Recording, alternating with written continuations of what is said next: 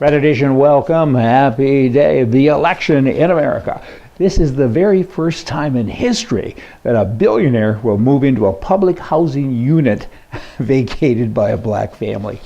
Hey, who would have thought that? Hey, Michelle Obama's mother, when the Obamas moved into the White House, she came along as well, and she came to look after her grandchildren, which is kind of noble, kind of nice, and why not, huh? So effectively, she was a nanny, and now that they're all leaving the White House, she gets a pension, $160,000 a year for the rest of her life.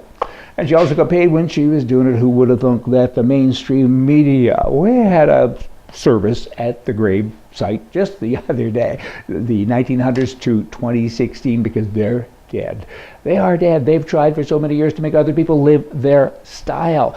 They lie to us, they cheat, and they get funded by the taxpayer to tell them lies. It's kind of an amazing story, you know, because they have full-time people on staff, the big newspapers that just fill out forms, and they get grants because they're in the publishing business. Money's rolling in every day, and they still don't make any money, and they're still supported by the government, again by the taxpayer.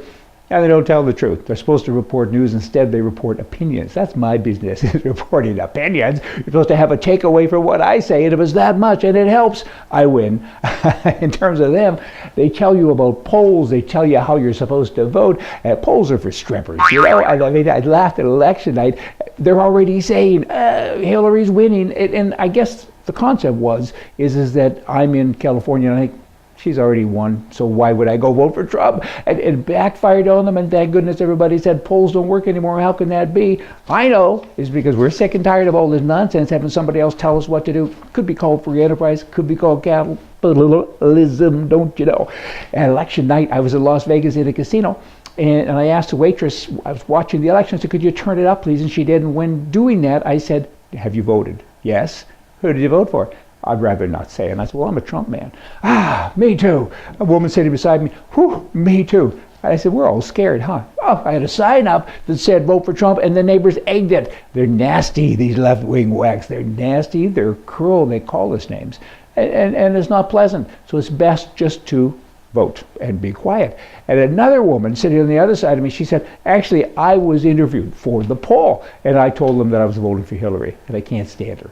And I said, okay. So it really was a mixed up kind of a deal. Liberal Kansas. Not liberal Kansas, but liberal in Kansas. It's a city. There's 20,000 folks that live there. You know, it's the county seat of Seward County. I don't know, liberal Kansas, kind of like a boy named Sue. Hey, President Kennedy put a man on the moon. President Obama put a man in a woman's restroom. Hey, y'all, come back tomorrow. We're going to have more for you from the right. See ya.